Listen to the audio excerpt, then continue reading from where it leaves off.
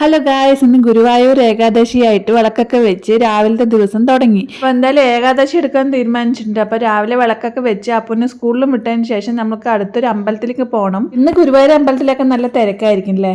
ഏകാദശി എന്ന് പറഞ്ഞാൽ കാവത്ത് കറി റവക്കഞ്ഞിയാ മനസ്സിൽ വരുന്നത്. അങ്ങനെ ഞാൻ അമ്പലത്തേക്ക് ഇറങ്ങിയിട്ട് അമ്പലം വീട്ടിന്റെ അടുത്ത് തന്നെ ആയതുകൊണ്ട് നടന്നുകൊണ്ടാണ് പോകുന്നത്. ഏട്ടനില്ലാത്തതുകൊണ്ട് ഞാൻ ഒറ്റയ്ക്കേ ഉള്ളൂ കേട്ടോ. അമ്പലത്തിന്റെ ഉള്ളിൽ ഭയങ്കര റിലാക്സിങ് ആയിരുന്നു. അവിടെ ആരും ഉണ്ടായിരുന്നില്ല. കുറേ പക്ഷികൾ മാത്രമേ ഉണ്ടായിരുന്നുള്ളൂ. മനുഷ്യന്മാർ ആരും ഉണ്ടായിരുന്നില്ല. ഞാനേ ഉണ്ടായിരുന്നുള്ളൂ. പൂജാരി ഉണ്ടായിരുന്നു.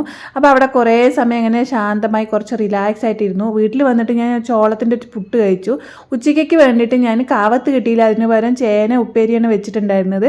പിന്നെ റവക്കഞ്ഞിയും കഴിച്ചു കേട്ടോ. അപ്പോൾ ഇതൊക്കെ എനിക്കൊരു നൊസ്റ്റു ആയിട്ടുള്ള സംഭവങ്ങളാണ്. പണ്ട് ഞാൻ കല്യാണത്തിന് മുമ്പൊക്കെ വീട്ടിലിങ്ങനെ ഏകാദശി എടുക്കുന്ന സമയത്ത് വീട്ടിൽ എല്ലാവരും ചെറിയമ്മമാരെല്ലാവരും കൂടിയിട്ട് നമ്മൾ വീട്ടിലിങ്ങനെ റവക്കഞ്ഞിയും കാവത്ത് കറിയൊക്കെ ഉണ്ടാക്കി കഴിക്കുന്നത് ആലോചിച്ചിട്ട് ഞാൻ ഒറ്റയ്ക്കിരുന്ന് ഭക്ഷണം കഴിച്ചു. ഗൈസ്, എല്ലാവരും ചേർന്ന് കഴിക്കുമ്പോൾ ഉള്ളൊരു സുഖം കിട്ടിയില്ല, എന്നാലും കഴിച്ചു.